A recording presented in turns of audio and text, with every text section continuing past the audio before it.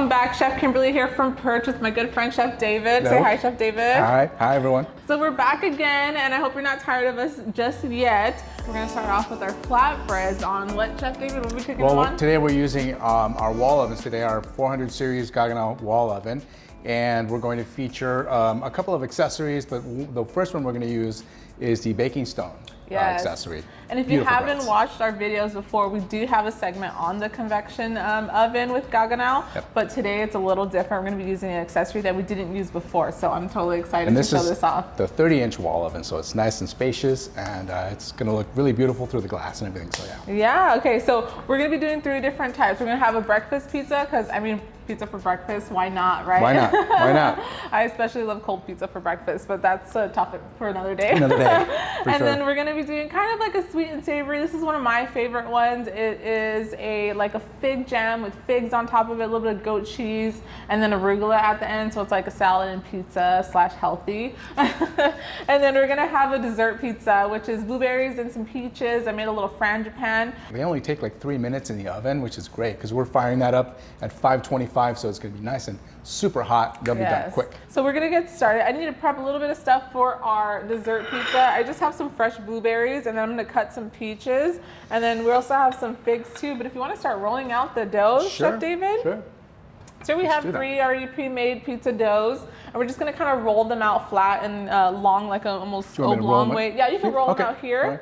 So what I like to do, Chef David, is I like to use rice flour anytime I'm doing pizza. For some reason, I just feel like it doesn't burn. Perfect. Like, you know, semolina or anything like that. I feel like it burns really fast, and you have like that really nasty crust on the bottom. Nobody wants that. We want to eat the entire pizza. All right, so I'll let you go ahead and do that while I get started on this. And just kind of roll it into a ball first, and then kind of try to get a nice general shape. And then we're going to actually do ovals, so we want to kind of give it a pull. If you want, also, you can give it a nice roll and create a nice sort of oval shape. And the first one we're gonna do is our breakfast one, and I'm excited because we have quail eggs today. You know, we don't just use regular eggs, we use quail eggs. So we're gonna throw some of that on there. We have some white asparagus, some fresh Parmesan. We already have our pesto made. And what I love about making pizzas, I think it's so fun because you can like prep the day before, and you can have like your friends over and just kind of have everything on the table, and everyone can kind of make their own pizza. Exactly, yeah. And that makes it so fun. So I love having like pizza parties, and the cool thing about this is if you don't have room for like a pizza oven, or say it's not in your budget, you kind of get 2 in 1 here, right? You have your wall oven that you can use for like everyday baking, and then you just have to pay a little extra to get that accessory, and now you have a pizza oven. Yeah, and that's really like the most economical way I can think of having, you know, a really beautiful pizza oven, and it does really go up to 550 degrees Fahrenheit, so you're going to get those really high heats that you would in a professional oven. So you really are getting professional results out of something that you would purchase for your home, which is pretty awesome. And this stone is made out of terracotta. It is. And that's going to hold that heat really nicely. Yes, yes. And then another benefit of the terracotta stone also is that, you know, you don't have to wash anything. It's not going to rust on you. You're not going to have any issues of that type. All you have to do is scrape it every now and then to remove anything that might stick on there, maybe some cheese, or maybe you eat the burnt cheese. Well, yeah, I'll scrape the cheese off and just stick it in my mouth. and so that's really like another benefit. You know, there's really not a lot of maintenance. You definitely don't want to wet your stone, that's for sure. So you never wet it, but you do scrape it every now and then, remove any bits, and then it's ready for reuse another time. So it's awesome. All right, so with that one, we're gonna have our pesto. This is a homemade pesto that we did with pistachios, and this of course basil, some Parmesan cheese, a little bit of chili flakes to give it an extra kick. So I'm gonna go ahead and throw some pesto on here. And I'm just adding a little corn flour here on this pizza peel, so it'll slide right off. Yeah, just make sure you have a pizza peel when you're making pizzas, or else you're kind of like, you kind of need that to slide it in there. Well, when you buy the accessory, it does come with the wire rack. The terracotta stone actually sits on its own custom-made wire rack that is supposed to sit right on top of that heating element. The heating element is another accessory that's required for this operation as well. So what you're using is a heating element that has been added, but you also have the added value of the heating element within the oven itself that's built in. Yeah. So you really have a lot of power going into that terracotta stone. It doesn't really take long to heat, but we always like to make sure it's preheated really well. Yes, because you don't want to put pizza on a cold stone. It's just going to stick to it. Right. You want to make sure it's nice and hot. So here we have some fresh Parmesan cheese that we're going on top here. And then we're going to do some prosciutto, some shaved white asparagus, and then David's going to crack these little eggs on top. Because it's not a breakfast pizza without eggs. So how many did you want? I think like 2 should be good on here. It's kind of small. Yeah. And so we're going to try to gently cut across here, and without doing too much damage, and just create like a little. They're so cute. Like they are really, really cute. Love little tiny things. See if we cut enough. And then we're kind of like throw in there a little pocket. There we go. Pocket full of sunshine. And then 2. One more. more. I think 2 would be perfect. There we go. All right, some fresh asparagus. So these I just shaved with a little peeler just to kind of give it that little ribbon effect. That's beautiful. There you go. Been doing this for a while, guys. I love making pizzas. It's actually one of the first things I learned how to make at PIRCH. All right, so we're gonna go ahead and open this oven up and just slide it right in there, and I love these doors. So you're having a 180-degree opening on that door, and I think that's really the best part of this feature as well. Very much like, again, having a professional oven at home. You're not gonna burn yourself, the door's not gonna come back at you, so it's just very comfortable. So let's do the fig one next. Okay. This one's one of my favorite ones. I'll let you go ahead and stretch that out. So we're using some fresh figs as well. So the fig jam is gonna be like our base, like our sauce. Give a nice little sweetness. And again, you could add some prosciutto here. You could even do like bacon. Bacon would be really nice. All right, so you wanna go ahead and spread the fig jam on there. That. And is that okay with a little bit of a border? Yeah, totally. We could do some like olive oil. There you go. I say, yeah, it's okay. Here I am spreading it somewhere. Like, yeah, it's totally fine. How about a little let's do a little oil on the crust. I have a little bowl right there for you. Okay. Pour it in Thank you there. very much.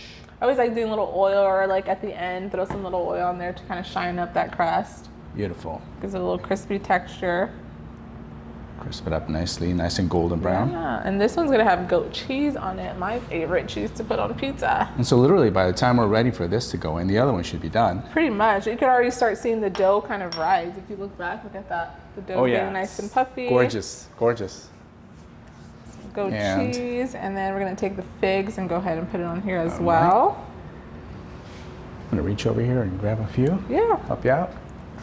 There you go. And then at the end, when we pull this out, we could do like fresh prosciutto, we could do some arugula, and then some balsamic glaze. It looks beautiful. This is like perfect when it's fig season. If you're wondering what to do with your figs, this is it. Look no more. Beautiful. All right, David, do you want to try this one again? Yeah, let's try that one again. Give it a nice quick shove. Yeah, it's just. I think I didn't give myself enough space last time. I don't think you were confident enough. I need some. Oh, so I just didn't have enough space. You didn't even think about it. Yeah. Can't think about it too much. No, you gotta just gotta do it. Just gotta do it. And I'm gonna toss this on this side. So while he's doing that, I'm gonna go ahead and stretch this one out for our dessert one, saving the best for last. All right, so with the dessert one, I did a little frangipane. So frangipane, this is just like almond paste mixed with eggs and sugar. I kind of mix that up. It's kind of like this sweet, like almondy kind of. Yeah, it's really good. I love it. It does a really nice base for a dessert pizza. We're gonna throw in some peaches. And they are in season right now, so this is great. And then some blueberries. And so are you using glaze for this one as well? We're gonna do it after. We're gonna top it off with some honey. You could do like condensed milk, anything really. And if you wanted to do a little oil on that as well? Yeah, olive oil on the edges. All right, you want to come grab this one, Chef David? Beautiful, yeah. And I can actually pull the other one. Why don't I pull it first? Pull that first. Gorgeous. Oh my gosh, guys. Would you just look at that? Gorgeous. Look at that. You hear that crust? This is going in. Hear me knocking? That looks so gorgeous. I love it. That was so fast. What would you say? It was like a good 6 minutes? Probably 5 or 6 minutes. 6 minutes? Yep. Oh my goodness. Look at this. So flatbreads are usually kind of cut into like little squares. Oh yeah. How fast was that? I love it. Incredibly fast. Incredibly fast. Yeah, this is gorgeous. All right, so this one is gonna get some arugula on top. So you could leave this vegetarian, you could put some prosciutto. We'll leave it vegetarian for our vegetarians today. Yeah. So some arugula. Gorgeous. And some balsamic glaze, just kind of drizzle on top like this. Beautiful. Wow, look at that. I can't wait to taste those. Let's taste the prosciutto and asparagus one. Let's do that. Yeah, it should be cool by now. Hopefully. Or if not, you're going to watch us burn ourselves on camera. And that pesto that we made, that is the pistachio pesto, correct? Yes, that you pistachio pesto. I roast the pistachios first and add that in there. I think it gives it like a different flavor. And we also did a garlic roasted confit. garlic, yes. We did garlic confit, tons of it over the week, and we kind of threw it in there. I think it gives it almost like a sweeter, when you use fresh garlic in a pesto, it kind of gives like the spicy flavor, it kind of overpowers it, I think. A little too much sometimes. Yeah, but this is like the perfect pesto. Yeah, really smooth, really nice. So I'm waiting on you. Okay. Cheers. Cheers. Oh. Oh my Lord. Oh my God. It's crazy how crispy those asparagus got. So delicious. Good job. And in this time, the other pizza's Our ready. dessert pizza's done. Beautiful. All right, let's set that cute. right here. So we're gonna take some honey. Just, oh my gosh, this is like the perfect summer dessert. Beautiful. And on top of that. Beautiful. We just pulled all the pizzas out. This oven's been on for approximately an hour and a half, and I can put my hand on it. Why? Because of the 4 panes of glass that they make this oven with. And this door will never get too hot to the touch, so a child can lean on this while it's actually on at 550 degrees, and there's not going to be any burn of any kind. So I still have my hand on it, as you can see, and it's not burning. It's barely just warm to the touch. You look at the underside as well, you'll see how beautiful brown, crust you have there as well, and that allows for that wonderful crunch that you're looking for. And in any pizza, really, I love that. That stone is beautiful. Yeah. This is amazing. Is it? I'm gonna try that next for sure. It's like peach and blueberry cake, pretty much. All this the is carbs. so delicious. Okay, Chef David, thank you for joining me today. You're welcome. It was my pleasure. I had so much fun cooking some flatbreads on the 400 series Gaggenau oven.